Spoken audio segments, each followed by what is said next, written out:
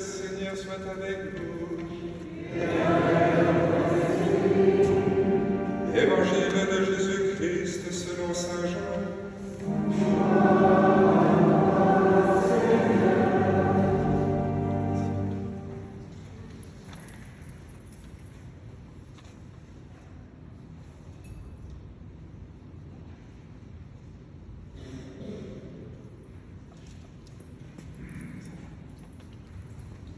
En ce temps-là, Jésus disait à ses disciples, « Comme le Père m'a aimé, moi aussi je vous ai aimé.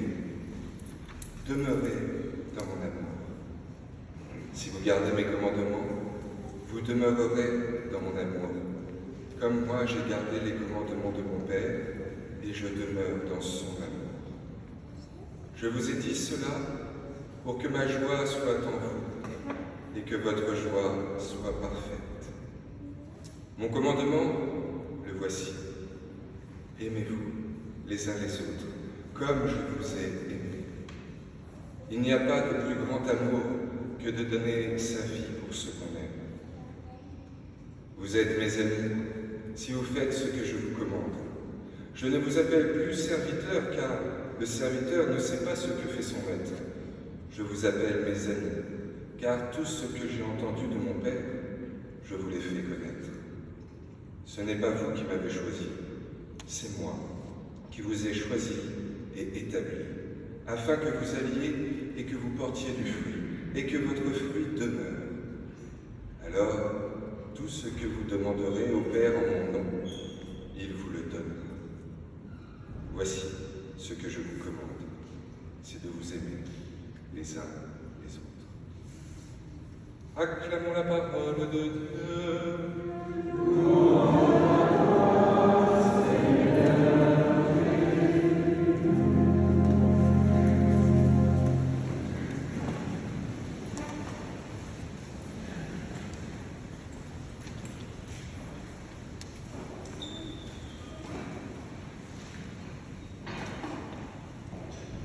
Dieu.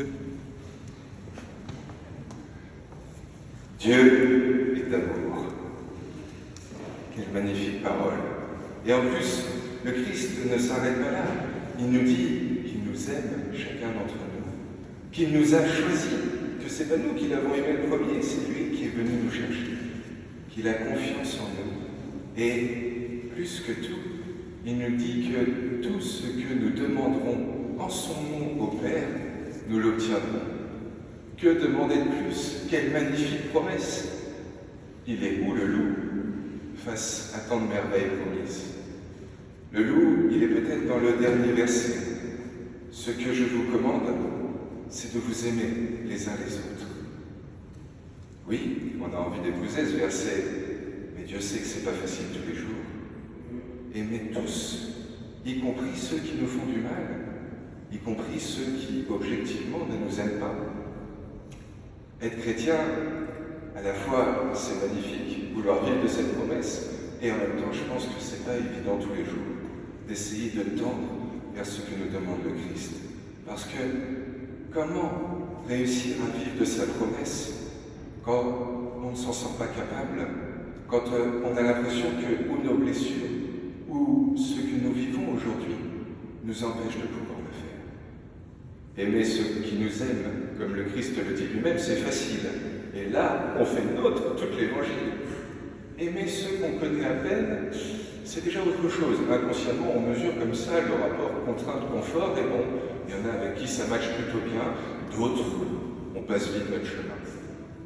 Mais ceux qui, vraiment, ne nous aiment pas, ceux qui nous font souffrir, ceux que nous n'arrivons pas à aimer, sans même parler d'essayer de vivre de son commandement, juste comment faire pour tendre vers cette promesse et un peu moins subir ce mal. Comment? Eh bien peut-être en ne nous arrêtant pas à ce dernier verset que nous venons d'entendre, mais en reprenant tout ce que vient de nous dire Jésus. Déjà, il nous dit quoi? Il nous dit que ce qu'il nous dit, il nous dit pour que sa joie à lui, la joie de Dieu, soit en nous. Et que notre joie soit parfaite et qu'elle demeure. Donc si ce qu'on vient d'entendre, ça ne fait pas naître en nous un petit rayon de joie, c'est qu'il y a un problème. ou il faut qu'on reprenne le texte, qu'on le prie un peu plus, qu'on l'interprète différemment. Ce qu'il nous dit, c'est une bonne nouvelle qui peut nous mettre en joie et en honte. Et plus que ça, ce qu'il nous dit, c'est que ce n'est pas nous qui l'avons aimé le premier, c'est lui qui nous a aimés. Ce n'est pas nous qui l'avons choisi, c'est lui qui nous a choisis. Chacune d'entre nous. Il nous a établis. Et il a confiance qu'on porte déjà du fruit, qu'on en portera demain, bien sûr, qu'on a la capacité, mais déjà aujourd'hui. C'est ça qu'il vient de nous dire. Même quand on a l'impression qu'on prie trop peu ou trop mal, qu'on ne fait pas assez de bonnes œuvres, lui nous dit, j'ai confiance en vous. Vous êtes capable de vivre de cette promesse, de ce commandement que je vous donne. Et j'en ai une magnifique illustration. C'était il y a quelques jours, on avait un partage d'évangile et parmi nous, il y a une catéchumène, donc une adulte qui cherche à se faire baptiser. Elle est dans le groupe, je crois, depuis 6 mois à peine, et elle découvre tout. Et elle était avec nous au partage d'évangile, et elle a posé beaucoup de questions. Elle nous a partagé beaucoup de son vécu. Et en fait, alors qu'à ses yeux, elle croit ne pas être aujourd'hui porteuse de beaucoup de fruits d'évangile, je peux vous dire qu'elle a transcendé notre moment de prière à travers toutes ces approches et tout ce qu'elle nous a partagé. Elle nous a fait porter du fruit et elle en a porté bien plus que ce qu'elle a, je pense, cru, reconnu aux yeux de Dieu. On porte bien plus de fruits chacune d'entre nous que ce qu'on pense. J'en suis convaincu et c'est ce qu'il vient de me dire. Mais plus que tout ça, le plus beau, c'est peut-être encore qu'il nous appelle ses amis. Mesurons tout ce que ça veut dire. Il nous appelle ses amis. En même temps, la phrase elle est un peu complexe. C'est qu'il nous dit, je vous appelle mes amis si vous faites ce que je commande. Et juste après, mais je vous appelle plus serviteur. Il y a un problème de logique rationnelle, c'est qu'a priori, celui à qui on commande quelque chose, c'est justement le serveur, le serviteur. Alors que l'ami, ça se fait plus naturellement. J'avais un petit peu de mal à saisir ce qu'il nous disait. Et je me suis dit, bon, comme d'habitude, il faut trouver une figure qui va pouvoir nous aider à parler. C'est un peu caricatural, mais je me suis souvenu il y a, on va dire, une bonne vingtaine d'années, quand j'étais un ado dans la fleur de l'âge, et que ma maman me réclamait régulièrement de ranger ma chambre. À mes yeux, elle l'était. Au sien, il faut croire que ça ne l'était pas. Et j'avais vraiment du mal à honorer la règle qu'elle me demandait. Je peux vous dire que le jour où je me suis rendu chez une charmante demoiselle et que j'ai voulu lui montrer où je vivais, ma chambre était exactement dans les clous de ce que maman attendait. Comme quoi, peut-être ne pas sentir le devoir qui pèse sur nous, les injonctions que nous demande le Christ, mais avant tout, comme on est aimé. Parce que pour le coup, c'est plutôt une règle à suivre que des évidences à vivre. Mais tout ça, c'est bien beau, la logique commence à prendre forme, on voit un peu un chemin qui pourrait se destiner, mais on bute quand même sur ce dernier verset. Ce que je vous commande, c'est de vous aimer les uns les autres. Est-ce qu'on peut vraiment commander d'aimer? Juste cette phrase toute seule, elle peut faire peur, elle peut être angoissante, elle peut nous bloquer dans notre élan d'évangile. Comment donc la vivre? Et donc l'autre soir, au partage d'évangile, on bloquait un peu sur le mot commander, commandement, et on allait chercher l'étymologie de commande. Et c'est marrant parce qu'on ne devrait pas soupçonner ça. Ça veut dire transmettre, confier, au départ en latin. Transmettre, confier. Et souvenez-vous comment a démarré l'évangile. Comme le Père m'a aimé, je vous ai aimé, demeurez dans mon amour. Vous voyez la transmission?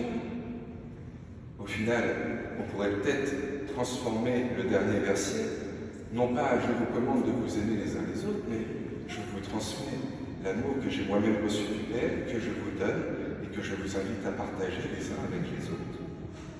Nous ne sommes au fond qu'un relais de cette puissance d'amour qui vient de Dieu. Et que c'est bon de faire nôtre cette parole, parce qu'au final, ça ne dépend pas tant de nous, que juste nous, on a à laisser passer ça. Et face à ceux qui nous font peut-être le plus souffrir, juste ne pas définitivement fermer la porte de notre cœur, pour que si un jour ils se convertissent, ils changent, ils deviennent meilleurs, pour que si un jour le Seigneur veut de nouveau passer à travers moi, eh bien ça puisse. Ça ne dépend pas de nous. Nous ne sommes que des relais de l'amour de Dieu. Mais si cette logique est belle, elle se heurte à une limite. Que dire à la personne qui est face à son bourreau? Aimez-vous les uns les autres? En me posant cette question, un peu limite, je l'avoue, mais qu'on doit quand même, je pense, tous expérimenter plus ou moins directement. Je Je me rappelais ce film Grâce à Dieu qui est sorti il y a quelques années et qui parle de l'horrible affaire de pédocriminalité qu'il y avait eu avec le prêtre de Lyon. Et à un moment, on voit donc ce fameux prêtre qui se retrouve dans un genre de médiation avec l'une de ses victimes. Il demande pardon à l'une de ses victimes et là on fait comprendre à la victime, qui est encore un môme, un tout jeune adolescent, qu'il faut qu'il vive du commandement de l'amour de Dieu et qu'il témoigne à son bourreau qu'il l'aime, qu'il accepte son pardon. Je me souviens quand j'avais été mal à l'aise devant cette scène, comment peut-on comme ça commander à quelqu'un d'aimer son bourreau? Eh bien je pense que même si l'injonction nous paraît énorme, le Christ à travers son témoignage nous donne quand même 3 points. La première, c'est qu'il nous dit qu'il faut nous aimer les uns les autres, mais il ne nous demande pas tous. Ce qu'il nous offre, c'est un aiguillon, un objectif qu'on atteindra là-haut, mais sur cette terre, ce n'est pas dans nos capacités de pouvoir aimer tous, et notamment ceux qui nous ont le plus fait souffrir. Deuxièmement, c'est peut-être faire ce que lui fait tout au long de l'Évangile, c'est-à-dire au-delà de l'autre qui nous paraît différent, marginal, ennemi, voir, discerner, essayer de trouver quelque chose d'aimable. Juste un petit rayon d'un petit peu mieux, d'un petit peu plus de bien ou de lumière pour que, au lieu d'être envahi seulement par la haine qu'il me porte, je sois capable de voir en lui, de reconnaître un soupçon mieux que tout ce qu'il me fait subir. Et troisième, qui en fait découle un petit peu de celle-là, c'est peut-être reconnaître que cette personne qui me hait et qui me fait comprendre qu'elle me hait, eh bien, elle souffre peut-être plus d'un manque d'amour que moi-même.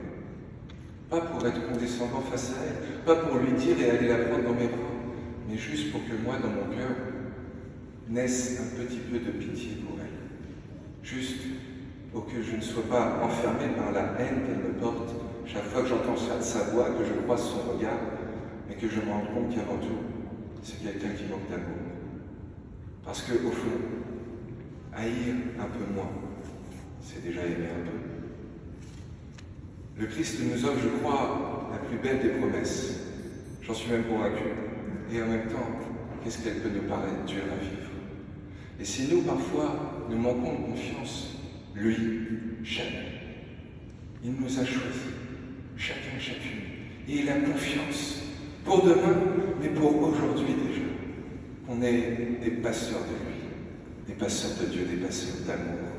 Et que, au fond, tout ce qu'on a à faire, c'est à sentir comme il nous aime, à essayer de le laisser vivre son amour à travers nous, même si très imparfaitement, mais pour essayer que ce soit un peu plus, toujours plus naturel. Sentir comment on est aimé de lui, pour essayer d'aimer à notre tour, ou au moins haïr moins. Parce que oui, ça c'est déjà un peu bien. Pour sa plus grande gloire, pour notre salut à nous tous, et puis peut-être déjà pour notre mieux-être.